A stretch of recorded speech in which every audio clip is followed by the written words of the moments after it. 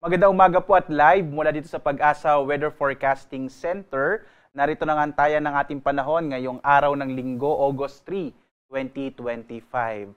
At sa ating latest satellite images, makikita po natin na southwest monsoon o habagat pa rin na nakakaapekto, partikular na dito sa may extreme northern Luzon, yung area po ng Batanes, na makararanas ng generally po may mga pag-ulan at makalat-kalat ang mga pag-ulan, pagkilat, pagkulog at maulap na kalangitan dito sa may area ng Batanes.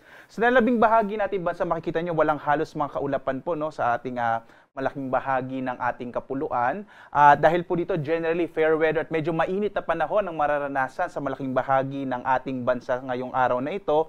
Pero posible pa rin yung mga isolated o mga pulupulong pag-ulan, pagkilat, pagkulog. Yung mga thunderstorm advisories po natin na inilalabas ay siyang magsisilbi pong gabay na po natin kapag meron po tayong mga namamata ng mga thunderstorm na tumatagal ng 2 hanggang mga 3 oras. Sa ngayon nga, wala tayong minomonitor na anumang low pressure area. Wala rin po tayong bagyo sa loob at labas ng Philippine Area of Responsibility na minomonitor sa kasalukuyan. Base nga sa ating pinakahuling mga datos, medyo maliit pa yung chance na magkaroon tayo ng bagyo. At least in the next 2 to 3 days, medyo maliit po yung chance na magkabagyo sa loob ng Philippine Area of Responsibility. Dito nga sa Luzon, narito ang ating inaasahang magiging lagay ng panahon. Malaki yung chance ng mga pag-ulan, partikular na sa bahagi ng lalawigan ng Batanes, habang nalabing bahagi ng Luzon, makararanas po ng mga isolated o pulupulong pag-ulan, pagkidlat, pagkulog, lalo na sa hapon hanggang sa gabi. Medyo mainit pa rin yung tanghali natin dito sa malaking bahagi ng Luzon. Yung agwat nga ng temperatura sa Lawag, 25 to 31 degrees Celsius. Sa Tuguegarao, umaabot po hanggang 35 degrees Celsius yung maximum temperature. Sa Baguio, 16 to 21 degrees Celsius. Sa Metro Manila, 26 to 33 degrees Celsius. Sa Legazpi, 26 to 33 degrees Celsius. Habang sa Tagaytay, 24 to 31 degrees Celsius.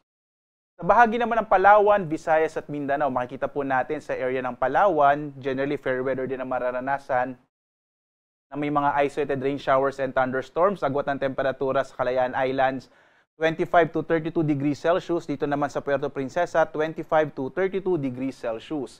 Sa malaking bahagi naman ng Kabisayaan, mga pulupulong pag-ulan, pagkilat, pagkulog din ang mararanasan lalo na sa hapon hanggang sa gabi.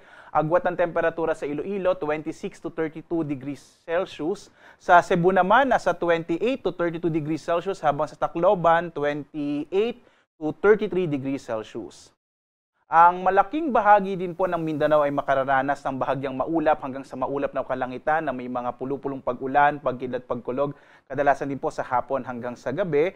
Yung agwat ng temperatura sa Zamboanga, nasa 26 to 35 degrees Celsius. Sa Cagayan de Oro naman, 26 to 32 degrees Celsius, habang sa Davao, nasa 26 to 34 degrees Celsius.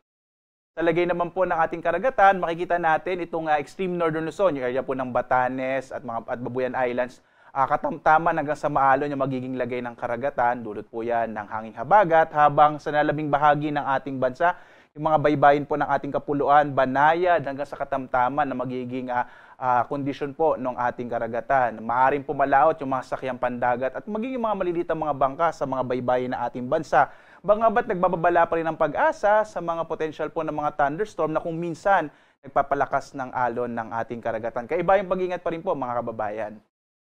Narito naman yung ating inaasahang magiging lagay ng panahon susunod na 4 na araw. Nakita po natin magpapatuloy yung maulap na kalangitan na may mga pag-ulan sa may bahagi na extreme northern Luzon, itong Batanes area, dulot ng southwest monsoon o habagat. Pagdating po ng araw ng Martes hanggang Miyerkules, generally fair weather. Medyo mainit pa rin sa malaking bahagi ng ating bansa pagdating na araw ng Martes hanggang Miyerkules, pero posible yung mga thunderstorms sa hapon hanggang sa gabi.